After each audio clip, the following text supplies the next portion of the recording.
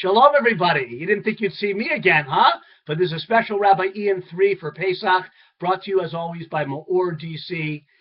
Oh, boy. Tomorrow night is the Seder Night. I'm recording this the night before the Seder, the most incredible night of the year in a Jewish home. Forgive that beeping. That wasn't Elijah the prophet. That was just a battery in our cell phone thing. But in any case, incredible night of the year, a night when families all over the world, Jewish families, gather, friends and family. And we not only tell the story, we relive Yetzias Mitzrayim, the exodus from Egypt. And we relive that story and tell it with our hearts and with our souls, thereby forging a link or strengthening a link in the chain of our Masorah, of our tradition, going all the way back to the original event 3,300 years ago.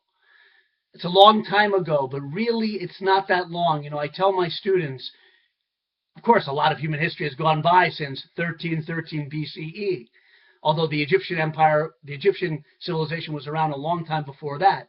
But if you think about it, there might be 3 generations at a Passover table. My father, he should live and be well. Myself and my son, that's about 80 years. Call each generation 30 years. It would only be about 40 or 45 Seder tables, you know, side by side. 3, 3, 3. My son, myself, my father, his father, his father, his father. If you do the math, what seems like an incredibly unimaginable long time is something we could almost picture. We could have 45 or 50 tables lined up in the Verizon Center or RFK Stadium or wherever, and we could go back in time and see, you know, if 30 years is a generation or 90 years at one Seder table, then 10 Seder tables, and you're back at the time of Rambam, Maimonides, and another 10 Seder tables before that, and you're back at the time of Rabbi Akiva, and so on and so forth.